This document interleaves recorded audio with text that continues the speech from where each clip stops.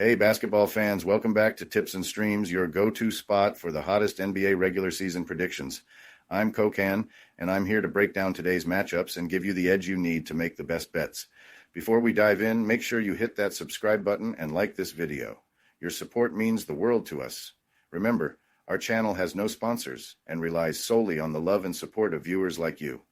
Even a small donation by pressing the thanks button under the video helps us keep bringing you top-notch content every day. Don't forget to share this video with your friends and fellow basketball enthusiasts. And we love hearing from you, so drop a comment below and let us know what you want to see in our forecasts. Your feedback helps us improve and bring you the content you crave. Let's jump right into today's NBA predictions. We've got some exciting games lined up, so stay tuned and let's get that winning streak going.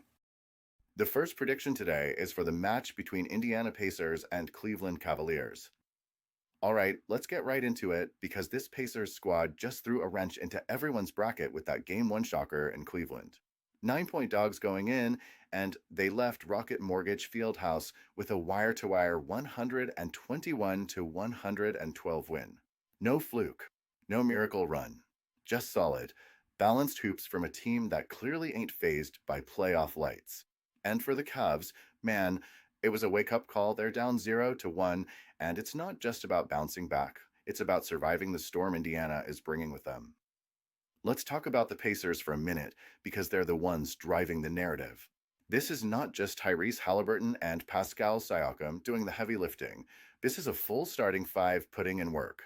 Halliburton dropped 22 and dished out 13 dimes with just a single turnover. That's elite. Nembhard, that dude, led the team with 23, while Nesmith and Siakam added 17 apiece. And Miles Turner? Clutch triple late in the third to stem the Cavs' only real push.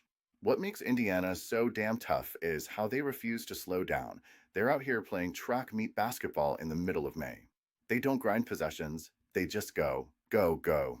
Carlisle's got them fully bought into a system where pace and movement trump star isolation ball. Now, sure, Indiana coughed it up 17 times and let Cleveland get 70 in the paint.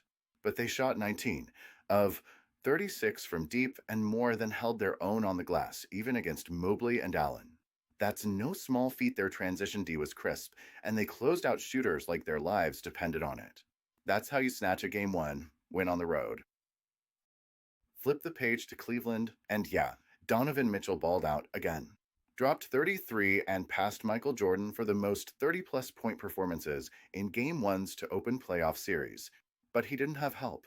Jarrett Allen had 20, Ty Jerome stepped up with 21, but beyond that, crickets.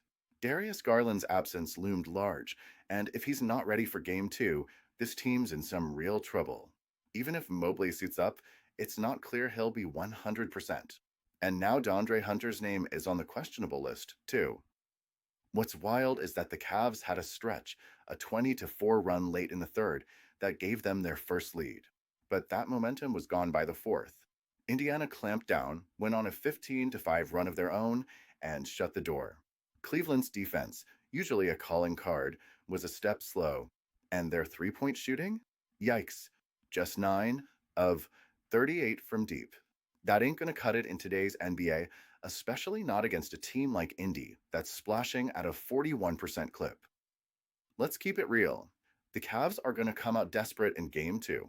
They've got the better regular season record, the higher seed, and a 10-game win streak against Central Division teams following a loss. But the Pacers? They've covered in 7 straight playoff road games at Cleveland and have now won 4 of their last 5 against the Cavs, including 3 in a row. You can talk about bounce-back spots and regression all you want, but Indiana is rolling, and they're doing it with chemistry, depth, and confidence. Look, I get it. This is a must-win for Cleveland. You don't drop 2 at home and expect to come back from that. But giving up 10 points to a team that just beat you wire to wire, that's a stretch. Indiana's offense is firing on all cylinders. Their bench is contributing, and their starters are all locked in. They're deep, they're fast, and they've got house money vibes. Even if Garland does play, that rust doesn't shake off easy in the playoffs. I'm riding with the Pacers to cover that plus 10 spread again. They've got the momentum, the matchups, and the mentality. I wouldn't be shocked if they steal another one outright, but I'll definitely take the points. Indiana plus 10 is my pick, and I'm feeling good about it.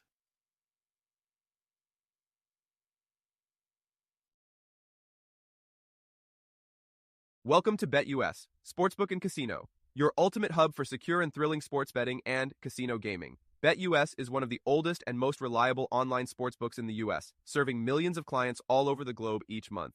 BetUS, trusted for over 30 years, offers huge welcome bonuses, countless betting options, and many deposit and payout methods. Depositing funds is a breeze and safe, with a minimum deposit of just $10. Payouts are fast and hassle-free, beginning at only $50. Choose from various payout options like MoneyGram, couriered check, cryptocurrency, or bank wire. Signing up is quick and easy. For signing up, you can use the link in the description and enjoy a generous 125% welcome bonus of up to $3,000. By signing up using the link in the description, you'll also support us as we earn a small commission from your registration at BetUS. Thank you for supporting us. Join now and start winning.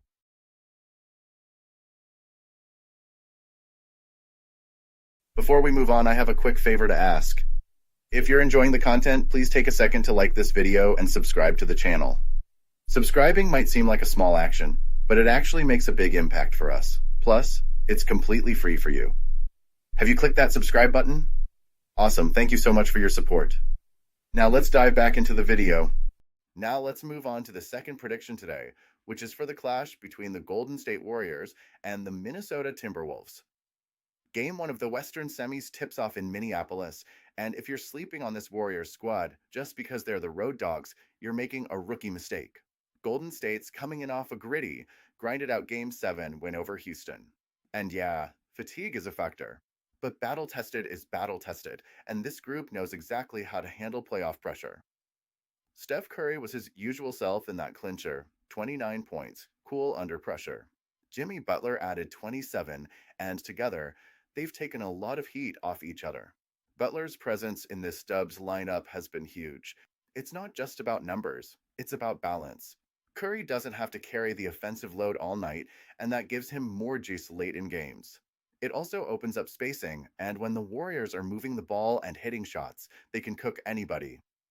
Let's not forget what happened against Houston. The Rockets threw everything at Golden State in those last two games and forced a Game 7 on the road. But the Dubs answered. Despite rough shooting, just 30% from deep on 49 attempts and 16 turnovers, they controlled the tempo late and got key stops. And Draymond? Yeah, he picked up a flagrant early in Game 7, but that's who he is: emotional, intense, and never backing down. You want that fire when the stakes are high. Now, on paper, Minnesota has every reason to be confident. They're well rested, playing at home, and Anthony Edwards has been on a tear, dropping 26.8 points, 8.4 boards, and over 6 assists per in round 1. They handled the Lakers in 5 and have had plenty of time to scheme for the Warrior sets. But sometimes, too much rest dulls your edge. And I'm not convinced this young Wolves squad is ready for the fire Golden State's about to bring. Sure, the Timberwolves have size. They can go big or small and mix lineups with ease.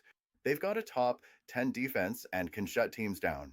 But Golden State beat them 3 times in 4 tries this season, and did that without Jimmy Butler in the mix. That's huge.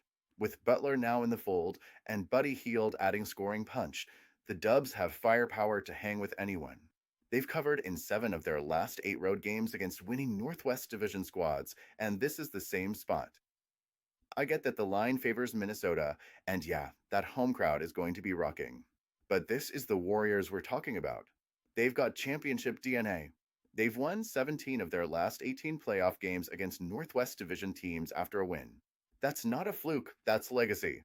The Timberwolves have also failed to cover in 8 straight games as home favorites after winning as underdogs, and that trend matters when margins are thin. This game is going to be tight. Edwards will do his thing. KT might stretch the floor, and Minnesota's defense will get stops.